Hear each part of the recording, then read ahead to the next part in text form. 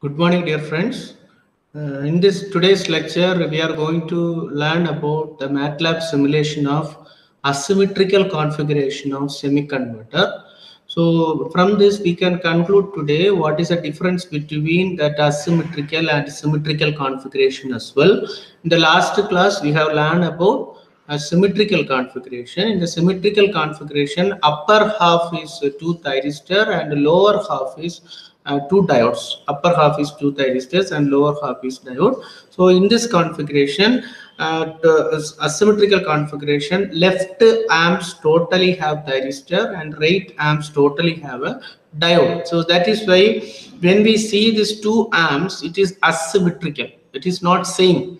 The previous cases, one thyristor, one diode, one thyristor and one diode. In this cases, two thyristor and two diode. So this is the only difference. Then automatically there is a waveform. The contribution of diode and thyristor also some changes will be there based on during the inductive load. So that is the only the difference. Two difference when the see the construction point of view, the circuit point of view, there is a difference, and second one is that operating point of view, there is a difference. So let me summarize this operation of asymmetrical configuration of semiconductor. In this asymmetrical configuration of semiconductor, what happens when during the positive half cycle, we assume that T1 D1 and T2 D2. Upper half T1 1 amps and second one diode D1, then second T2 and diode D2. Assume like that. So during positive half cycle, thyristor T1 will be turned on. During negative half cycle, T2 will be turned on. So as like previous cases, T1 D. So here T1 D1, T2 D2. So during positive half cycle, the diagonal elements T1 and D2 will be forward bias, and during negative half cycle, D1 and T2 will be forward bias. Even though diode D2 is forward bias, diodes are forward bias only when thyristor will start to conduct based on the pairing pulse, then only that circuit will be closed. Current will flow through the closed circuit. Accordingly, during the positive half cycle, T1 and D2 will be forward bias, and we will give the firing angle alpha. So thyristor T1 will start to conduct. So current flow is source, thyristor T1, load, and diode D2, and return back to the source neutral. Then at this during the resistive load, most of the time that output voltage waveform is same as resistive load with the full converter, resistive load with symmetrical configuration of semiconductor, and this also three cases are same resistive load, so that we will get the output voltage only positive half cycle. All the cycles we will get half cycles, we will get the positive waveforms as like normal full converter with the resistive load.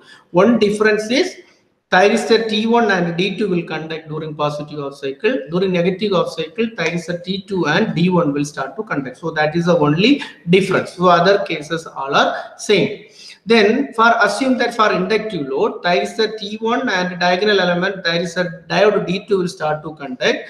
At the zero crossing, there is no supply from the source. So zero crossing, inductor will be there. That inductor will store the energy. RL load, inductor will store the energy. So upper side is positive and lower side is negative. So once there is no source or no source from source supply, automatically the polarity will be reversed. So negative and positive. So it is act as a current source. So current will start to flow. Therefore, there is a voltage induced EMF. V is equal to L into di by dt. Voltage induced. There, sorry, not voltage induced, voltage appear across this inductor will be L into di divided by dt. So that what happen, upper this is negative and lower is positive. So only one amp diode D1, D2 and D1 is there. D1 and D2 is there. So D1, D2 will forward bias, so that it will be free wheel through the diode. And still that energy dissipated in that inductor goes to zero, it will free wheel through the diode. So what happened at every zero crossing, for positive half cycle of the thyristor, positive half cycle of the zero crossing of the positive half cycle, thyristor T1 will automatically turned off. The reason is energy stored in the inductor, it will not affect the thyristor to remains in the conducting state, as like that symmetrical configuration and as like full converter. The reason is diode D1, D2 will be forward bias, so that current will circulate free wheel through this diode.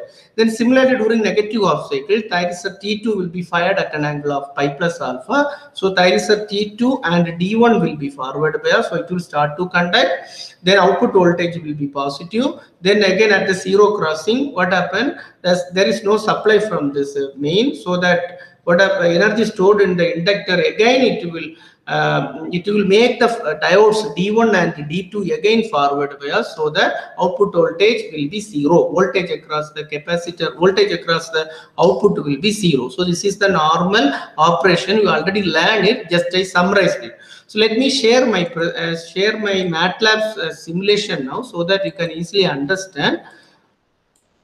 So this is the circuit I have developed for I hope you can see the screen, my screen. So this is a circuit for I have developed for that asymmetrical configuration. So this is T1 and D2 forward bias, I told you, and this is D1 and T2 reverse bias.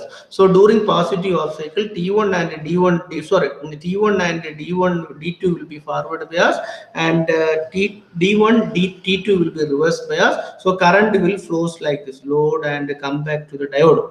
Then so inductor, there is an inductor will be there. Assume I have connected one inductor also.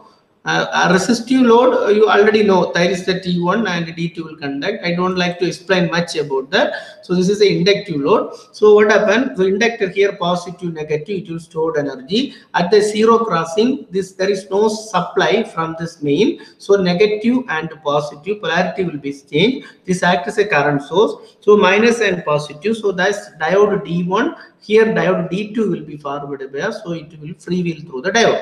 Then during negative off cycle, D1 and T2 will be forward bias.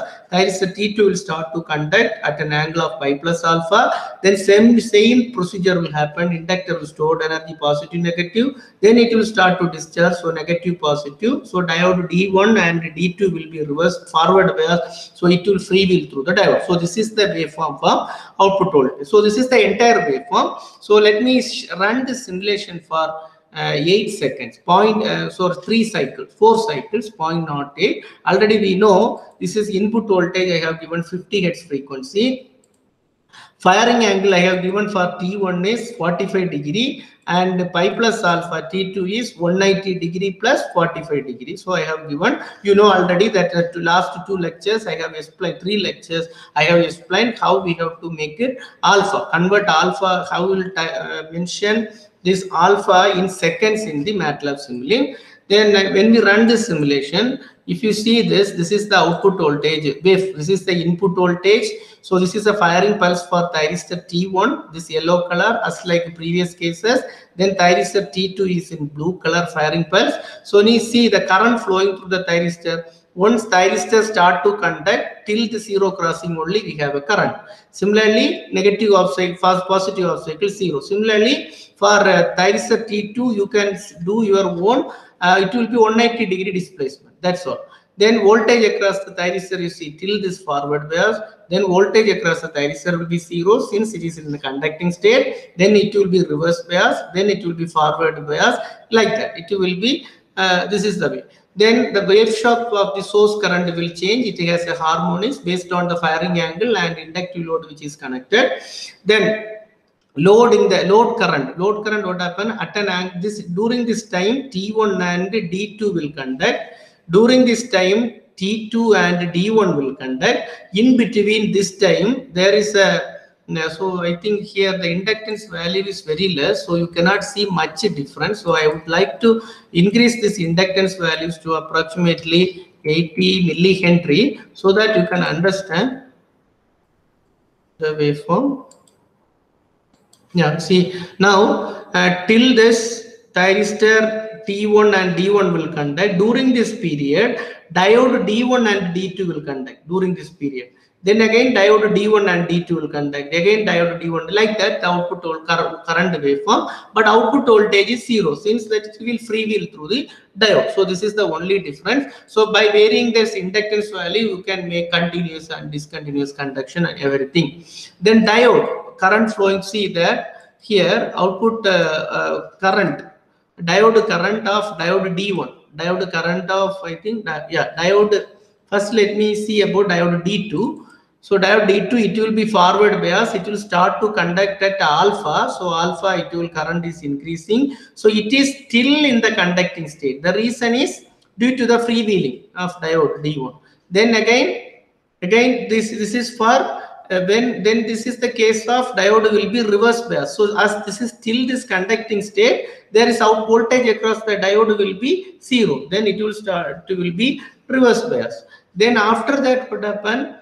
In this time again thyristor D1 and D2 will be for conducting state, right? So that is why we are seeing a spike. Then again conducting. Then again here output voltage current is 0. Then again there is a spike for D1 and D2 conduction. Then again this is the conduction for next cycle, incoming diode.